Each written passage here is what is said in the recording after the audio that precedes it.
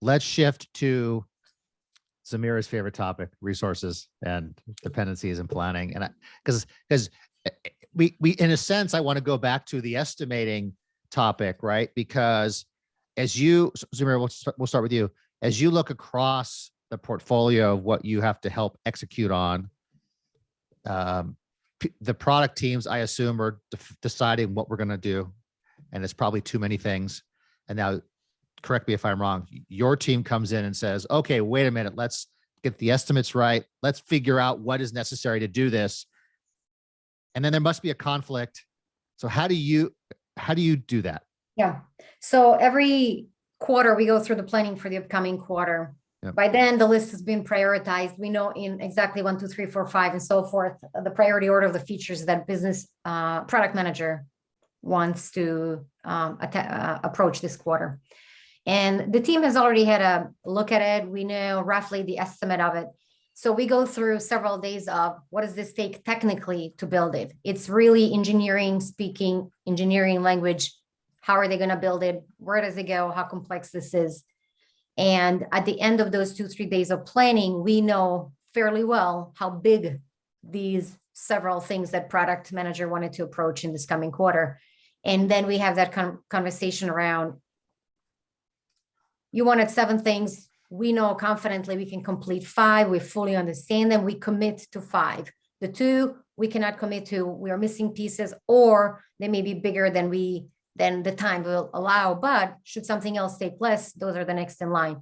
And that's how we finish that quarterly planning. And then we go into execution mode and go in priority order. Now, if we're able to, I have a pretty big group of engineers. There's probably altogether maybe 10 of them plus testers.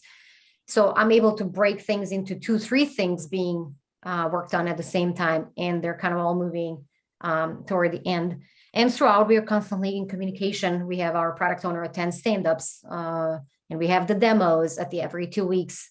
And so in my case, he is able to check how well we're doing, what's happening. At the same rate, discovery team that's discovering next set of features is also demoing at the same 2-week cadence. So our product manager really has a good sense of what's being executed and getting ready to be in production soon here, and what we're thinking for the next quarter. So there's constantly this cycle of something's being discovered, something is being executed, but it's really the communication and trading. And sometimes, I mean, sometimes even in the middle of the build of a particular feature, we will say, okay, well, this piece is going to take like 7 times bigger, or it's bigger 7 times than we actually thought. It's hitting too many things. Is there something else we could do? And then we have the negotiation, and it's just really a conversation. Okay. So the first conversation, I assume, might come when you say, of the 7 things you want, we're confident we can do 5. Yeah. So what happens when the team says, but the other 2 are absolutely necessary, we have to do it, right? So how does that first negotiation start? So if product owner is not able to accept that we will not complete all 7 things, then we have a resourcing conversation. Okay. Is there anybody on another team? And we have had those conversations. Is there somebody from another team that can help us, or we can hand it off to another team, which actually we have handed off things to another team to work on things. Or we say, well, there's something very critical there. Let's just put everybody else on everything else, and one person on this one of the 2 big things that we still have to finish. And so that person is making, so it's moving the little puzzle pieces around as long as we get the whole at the end. Okay. All right. Alex, I want to ask you a similar question because you must be involved. How does the estimating and the resource planning happen for you when you're saying with what we have, we can deliver this?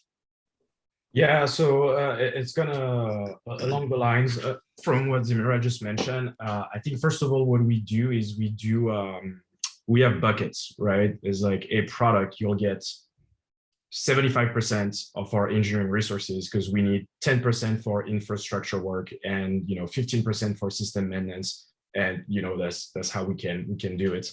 I think the challenge is we don't have the luxury to have a discovery team. So the engineering team will be the one looking at the long-term picture and give what Cedric was mentioning, like t-shirt size. And the challenge is like, we cannot bug them too much in advance because we don't want to distract them from the tactical thing that is happening, but we have to. So how do you balance between, okay, I know you're busy on this, you know, we run Scrum, so we have 2 weeks sprints. You need to work on this sprint, but also look at what's coming at for the next 3 months. So to go back to your question, so first of all, we have buckets. So I know like among all the engineering team, I can allocate, I'm just making that up, 70% to products. And then product will come up with kind of similar to what Zemira was saying, like, you know, what's your top 5 based on, first of all, just the rice without the efforts, you know, what's the most valuable stuff we need to do.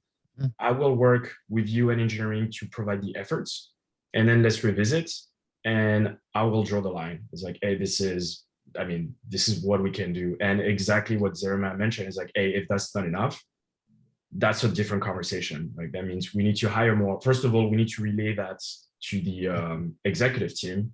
It's like, hey, with this capacity, this is how much we can deliver. If you want it faster, well, you know, we need more people.